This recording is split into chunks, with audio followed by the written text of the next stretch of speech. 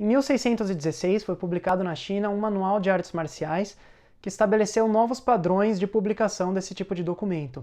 Eu sou Jerônimo Marana, professor de artes marciais. Nesse vídeo eu vou falar sobre o Tan Tao Fa Chuan. Nesse ano de 2016 se completam 400 anos da publicação do Tan Tao Fa Chuan, que foi um manual muito importante para as artes marciais chinesas. Então, aproveitando que a gente está nos últimos dias de 2016, eu vou publicar esse conteúdo, já que é o ano que se completam 400 anos, e daqui a pouco é 2017, e ninguém comemora 401 anos de alguma coisa. 400 tudo bem, né? É um século, são 4 séculos, mas 401 não. Então, vou aproveitar para publicar agora esse conteúdo e comemorar os 400 anos desse manual, que foi muito importante para as artes marciais chinesas. E por qual motivo? Bom, eu vou falar então aqui por que ele foi importante, eu vou falar o conteúdo dele, mas primeiro eu vou começar falando sobre o autor. Então, o autor desse manual foi o Chen Zhongyou, que era um cara nascido numa família de mercantes. E naquele tempo era comum que os filhos seguissem o ofício dos pais, continuassem fazendo o mesmo trabalho.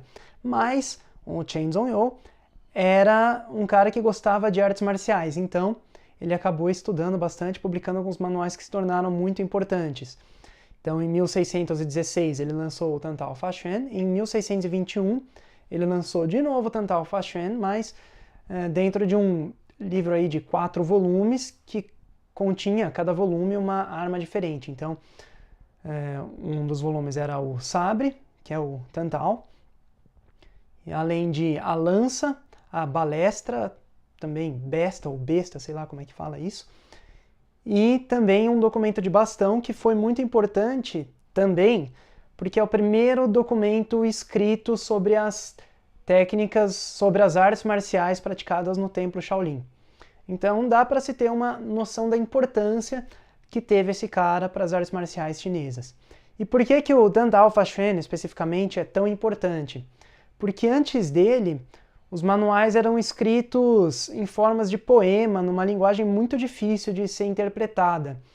Quem conseguia entender eram os praticantes avançados do sistema em questão. Agora, outras pessoas que não eram praticantes ou iniciantes tinham muita dificuldade de compreender o conteúdo desses manuais por conta da linguagem, por conta da forma como era escrita. E o que o Chen Zhongyou fez foi lançar um manual que pela primeira vez era escrito de uma forma bem direta. Ele fala exatamente como cada movimento tem que ser executado, ele vai direto ao ponto. Ele fala quais são os passos que você tem que dar, para onde você ir, quais são os movimentos que você tem que fazer. Então, ele é um manual bem descritivo. E, além disso, foi o primeiro manual ilustrado e também o primeiro a registrar uma forma. E esse passou a ser um padrão adotado para os manuais posteriores e eu acredito que tenha influenciado os países vizinhos. E o que era o Tan Tao? Bom, existe um termo hoje em dia, que é bem recente, eu acredito que do século passado, que é Miao Tao, que é um termo genérico para sabres longos com empunhadura para 2 mãos. Então o Tan Tao era esse tipo de arma. Só que o Tan Tao, o termo Tan Tao que era usado na época, na dinastia Ming, durante a dinastia Qin também. Então o termo Miao Tao é um termo bem recente, provavelmente aí da época já da República da China. E o sabre descrito aqui nesse manual, eu apontei para cá porque eu estou com ele aberto aqui, o Tan Tao era um sabre japonês, utilizado pelos piratas japoneses, que era como uma versão, era parecido com uma versão mais longa da katana. E esse método chegou para o Chen Zhongyou através do seu professor Liu Yunfan, que aprendeu diretamente com os japoneses. Bom, e qual é o conteúdo do manual então? Bom, como eu falei, existe uma forma, e são 34 posturas. Dessas 34, 22 aparecem numa primeira parte do livro que descreve as técnicas, como elas foram executadas e mostra as posturas. E tem mais 12 posturas adicionais que aparecem na parte que descreve a forma. Também descreve como aplicar esses movimentos, mas são 12 posturas que foram incluídas para o registro da forma. E as técnicas desse manual, elas foram feitas para combater a lança. Então as posturas começam com uma abertura, com um convite, uma isca, para que o lanceiro ataque, e aí a pessoa lá, o portador do sabre, ele vai defender, vai bloquear, vai impedir o ataque dessa lança e se aproximar a uma distância que a lança fica em desvantagem. E esse sabre, ele também era utilizado junto com a besta. Então você pode ver nos desenhos das primeiras 22 posturas que o portador do sabre ele tem uma besta na cintura. É até engraçado, né, falar a pessoa tem uma besta na cintura, né? Mas enfim. Então, tá, o portador do sabre aparece ali desenhado, representado com uma balestra na cintura. Já na parte da forma não, na parte da forma tá só com o sabre mesmo, mas enfim. Isso mostra que o sabre também era utilizado pelos soldados que utilizavam a besta. Então, para esses soldados existia uma versão mais curta desse sabre. Aliás, eu não falei qual que era o tamanho desse sabre, né? Mas era um sabre bem longo mesmo, de aproximadamente 1,5 m de comprimento. Então, esses caras que utilizavam a besta tinham um sabre um pouco menor.